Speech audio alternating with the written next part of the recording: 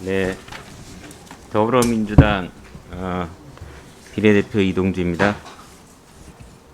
우리 조봉환 소진공 이사장님께 질의를 드리려고 합니다. 예. 저희 방에 제보가 들어왔습니다. 21년 8월 내부 성비로 직원 2명이 각각 정직 6개월, 정직 3개월 처분 징계를 받은 사실이 있죠. 예. 그 두 사례를 살펴보겠습니다. 정직 6개월을 받은 직원 A씨의 경우 감사실은 조직의 특성상 여성의 비율이 높은 경우 반복적으로 다수에게 장기간 그 비행위를 한 경우 행위자가 근무 평정 등을 가지고 있는 등 우월한 지위에 있는 경우 성희롱은 인턴이나 계약직 등 조직 내 약자를 대상으로 한 경우에 있어서는 해고가 정당하다는 법원의 판단을 근거로 면직 처분을 요구했습니다. 그러나 징계위원회에서는 일부 피해자와 합의를 했고 합의하지 못한 피해자에게도 사과와 보상 의사를 타진한 점을 근거로 해서 정직 6개월 처분을 내렸습니다. 그런데 감사 처분 이후에 A씨는 피해자들에게 지속적인 연락을 취했고 심지어 감사팀장에게 직접적으로 피해자 연락처를 알려달라고 요구하기도 했다고 합니다. 이에 피해자들은 감사실에 접촉 자체를 수차례 요청하며 거부했고요.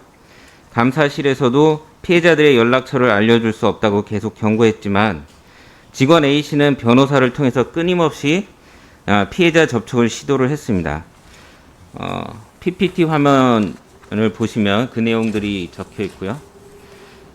이사장님, 이렇게 피해자들이 원하지도 않고 감사실도 곤란해할 정도로 피해자들에게 지속적으로 가해자가 직접 연락을 취했다는데 이런 행위를 당사자 간에 합의를 시도한 것으로 보고 감경의 근거로 이거를 해줘야 될까요?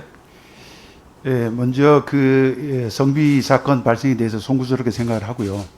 이제 본인은 사과도 하고 그런 차원에서 이게 사실 직접적으로 관련됐던 사람은 이제 파견 직원이었기 때문에 그건 이제 외부에서 오신 직원이었고 지금 말씀하신 이 직원은 이제 내부 직원인데 아마 내부 직원이다 보니까 여러 가지 사과도 하고 이렇게 하는 과정에서 이제 좀 이렇게 안 했으면 좋겠다 이런 부분이 있어서 저희는 감사실에서 하여튼 엄중 경고를 하고 그렇게 하지 마라 이렇게 경고도 주고 있습니다. 성폭력, 성피해에 대한 매뉴얼에 대한 인지가 좀 부족하신 것 같은데 제가 계속 말씀드릴게요. 저는 이게 지속적인 합의 종용과 2차 가해로 보여집니다. 이것만으로도 가중 처벌해야 되고 감사 결과대로 면직됐어야 한다고 생각이 듭니다. 다른 직원 B씨의 경우를 한 번 더 보겠습니다. 마찬가지 정직 3개월을 받았는데 징계 회의록을 수차례 읽어봤는데요. 이분이 왜 정직 3개월을 받았는지 징계 심의 내내 심의위원 모두가 앞선 직원 A씨를 어떻게 처리해야 할지 우왕좌왕하느라고 직원 B씨의 경우 B 사실에 대해서 그리고 그에 상응하는 징계 양정에 대해서 논의를 했는지를 찾아볼 수가 없습니다. 직원 B씨에 대한 어떤 근거를 갖고 정직 3개월을 받았는지 그 회의록에 나와 있지가 않아요. 근데 직원 B씨 또한 가중처벌을 받아야 마땅하다라고 저는 판단을 하는데 직원 B씨 경우는 2020년 성희롱 예방 및 고충 처리 상담원이었다고 합니다. 심지어 징계 심의 중에 성폭력 교육을 온라인으로 수강까지 하면서 제대로 교육을 본인이 받지 않았다고 자인하기도 했어요. 조직 내 성폭력 예방을 앞장서야 할 고충처리위원이 동료 직원 성추행이라는 중범죄를 저질렀는데 심도 깊은 논의도 없이 정직 3개월에 그친 것은 도저히 이해가 되지 않습니다. 징계 과정에서도 허점이 많아요. 소진공 인사규정에 따르면 징계위 의결은 제적위원 3분의 2 이상 찬성으로 의결하게 되어 있습니다.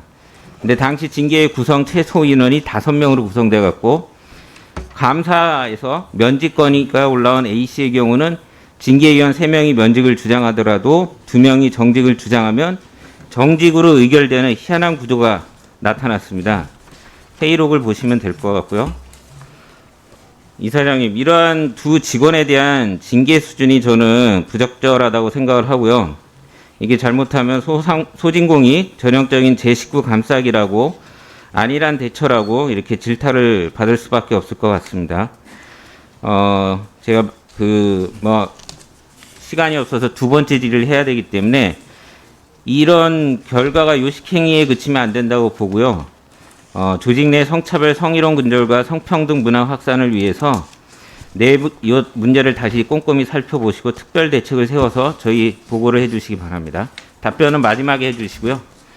다음 질문은 저는 이제 소상공인 정책이 포스트 코로나 시대를 맞이해서 준비를 해야 될 부분이 있다고 봅니다.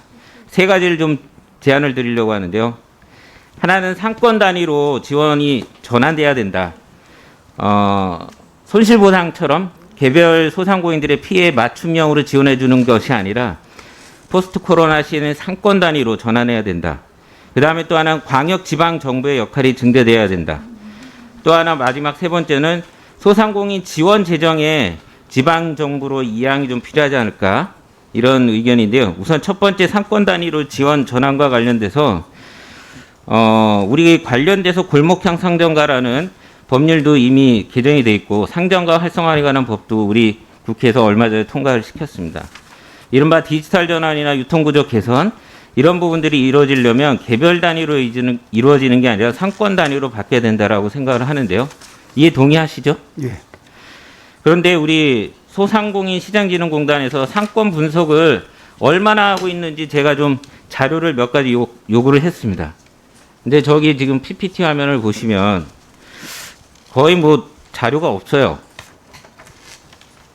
소진공이 갖고 있는 자료가 전혀 없는 것처럼 보입니다. 실제로 그런지. 아무튼 화면상 저희가 요구한 자료에 대한 답변이 저렇게 왔습니다. 그래서 저희가 너무 당혹스러운 답변서라서 저희가 의견실에서 개별적으로 데이터를 찾아봤습니다. 국립인천대학교 유봉국 교수가 자체적으로 소상공인과 관련된 상권 단위로 몇 가지 기준을 가지고 조사한 자료가 있습니다. PPT 화면에 나와 있는데요. 조홍환 이사장님 이렇게 우리 대한민국의 정부부처로서 소상공인을 담당하고 있는데 상권 전문 분석이라고 하는 이런 기초적인 실태 조사가 없다는 것에 대해서 어떻게 생각하십니까? 예, 저희들은 그 소상공인과 이제 전통시장 실태 조사를 통해서 이제 이런 부분들을 기본 자료는 조사를 하고 다만 이제 지금 말씀하시는 상권 자체에 대해서는 저희들이 상권 정보 시스템을 대단히 많은 돈을 들여서 저희들이 이제 구축을 해서 그다음에 그 올해도 한 10억 가까이 되는 돈을 들여서 전부 다 이제 이 고도화를 하고 있기 때문에 이제 이런 부분들을 가지고 창업과 그다음에 경영 개선에 이렇게 활용할 수 있도록 이런 부분을 저희들 중점을 두고 확산해 나가고 있습니다. 제가 왜 이런 질문을 드리냐면 골목형 상점가가 지금 지방정부별로 많이 등록을 하고 있는데 골목형 상점가 지정 기준이 현실적으로 맞지가 않는다 이런 민원들이 되게 많습니다. 골목형 상점가 기준도 대폭 현실적으로 바꿔야 되는데 그러려면 기본적인 상점가에 대한 데이터가 있어야 된다고 봅니다.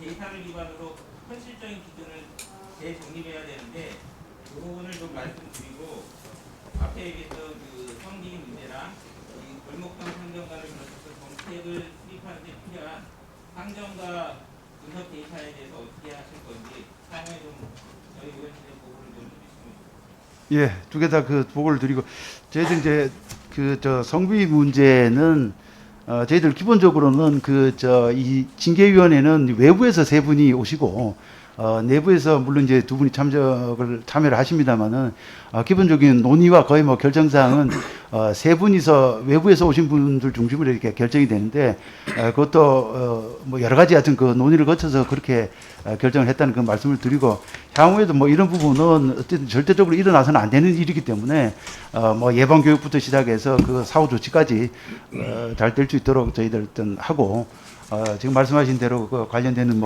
대책 내지는 저희들 앞으로의 조치할 계획 이런 부분들을 정리해서 다시 한번 별도로 한 말씀을 드리겠습니다.